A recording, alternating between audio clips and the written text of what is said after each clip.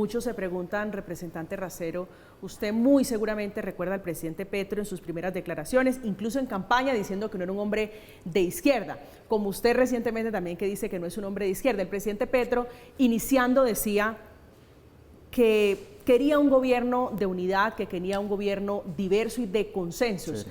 A estas alturas, con ese discurso que para muchos, incluyendo el Partido Conservador, dicen es polarizante, es un discurso de odio, ¿hay vuelta atrás? ¿Es posible que el presidente Petro regrese a ese discurso de unidad y de consensos? No, muy interesante lo que mencionas. A ver, creemos convencidos que los grandes cambios solamente son fruto de consensos y por eso reivindicamos el diálogo y el acuerdo sobre lo fundamental y sobre eso cabalgamos. ¿Qué significa eso? Cuando tú colocas sobre la mesa una agenda de país y una apuesta de país y sobre eso construimos. Sobre eso toda la discusión, mira el Plan Nacional de Desarrollo. Este Plan Nacional de Desarrollo que lastimosamente no hemos deliberado bien a nivel nacional, es un plan de desarrollo absolutamente transformador.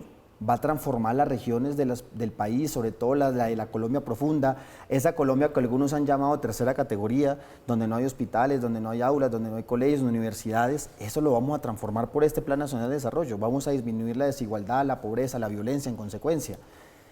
Y eso es un acuerdo que hicimos en el Congreso. Entonces díganme si los del Partido Conservador, Liberal, hasta Centro Democrático, Cambio Radical no votaron ese plan de desarrollo. Ahí lo votaron. Incluimos proposiciones de ellos. Entonces, que no nos vengan a decir que no estamos haciendo acuerdos, si no acordamos el Plan Nacional de Desarrollo, que es la hoja de ruta fundamental de un gobierno, es que no estamos hablando de cualquier proyectico menor. Esa es la hoja de ruta de un gobierno y ahí estuvieron todos votando. Algunos votaron, por supuesto, en contra, pero congresistas del Centro Democrático votando a favor. Sí. Entonces, creo que hemos sido consecuentes. Y el problema, quiero ser muy claro, déjame terminar con esto, el problema no es que uno se siente en la mesa con alguien con el cual uno piensa diferente o con que tal vez en épocas anteriores éramos contradictorios. El problema sería el momento de sentarnos con ellos, olvidásemos de dónde venimos y para dónde vamos. ¿Sí? Si perdemos nuestra brújula ética o nuestra brújula política. Y es difícil, no vamos a decir que es fácil. Nosotros como oposición nunca fuimos invitados a la Casa de Nariño, nunca. 4 años yo de congresista en la Cámara de Representantes y ni una vez el gobierno anterior nos quiso escuchar, nos desconoció completamente. Y ahora sí, yo le pregunto a los congresistas actuales de la oposición, ¿cuántas veces han ido a la Casa de Nariño? El país lo escuchó hace apenas unas horas, unos días, interpretando que quedaban congeladas, que quedaban prácticamente en el limbo las reformas producto del escándalo. ¿Eso es correcto? ¿Decir que las reformas están en el congelador es acertado? Creo que la palabra más acertada es que se está tramitando sin afán y en eso me sostengo. La crisis, el escándalo producto de Armando Benedetti, ¿golpea duro o no tan duro las reformas en el Congreso? Siempre he planteado que este tipo de reformas deben ser discutidas y decididas en el marco de la discusión propiamente de la reforma, del argumento propiamente de la reforma. Si hay factores externos de todo tipo, desde situaciones coyunturales de política o de presiones de intereses privados o intereses, digamos, de grandes capitales, termina viciando justamente lo que es la decisión de una reforma que al final ¿quién beneficia? A la gente. Entonces es preferible, que yo lo decía cuando decía lo de congelar, era para que ese día no se discutiera la reforma a la salud, que se iba a discutir. Démosle 1 o 2 días un compás de espera, tampoco ilimitado, sino 1 o 2 días compás de espera, y sobre eso poder discutir enfocados en la reforma. Y creo que de eso, con el argumento propiamente en cuanto a lo que tengamos que cambiar o mantener, puede salir algo mejor. Pero cuando está inmerso en el marco de unas discusiones que desbordan en sí mismos las reformas, podemos estar más bien tomando decisiones más con unas tendencias ideológicas, políticas, más que con el propio argumento. Y eso sí me parece que no es lo correcto. ¿En qué posición o qué tan grave cree usted que está haciendo las revelaciones, el golpe interno, fuego amigo, producto de las revelaciones de Armando Benedetti? Pues yo creo que el país ya se está dando cuenta que lo que tenemos ahí más bien son unas aseveraciones sin fundamento del ex embajador Benedetti. Y creo que él mismo se puso la soga al cuello. Cuando él dice que 15.000 millones, él tendrá que demostrar ante la justicia, ante los entes respectivos, si en verdad lo recibió, con quién y qué hizo esa plata.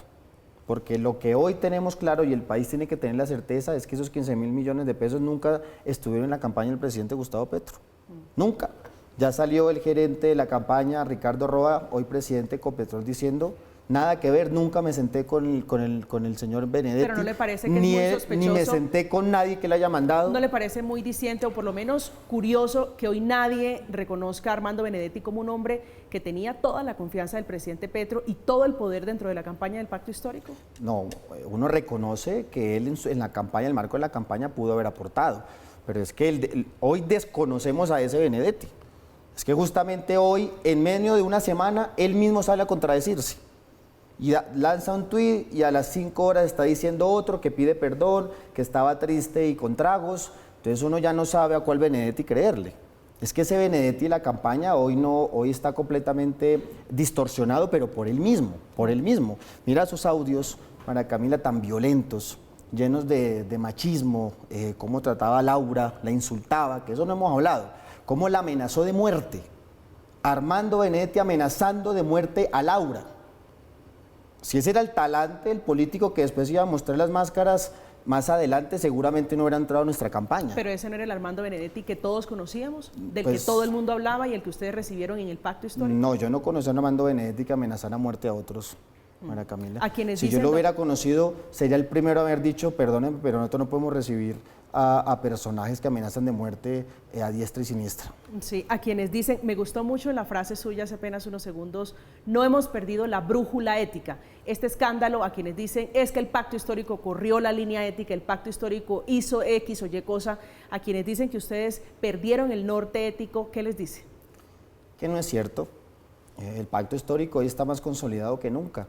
Nosotros hicimos un acuerdo sobre una agenda política de transformación sin negociar nuestra brújula ética.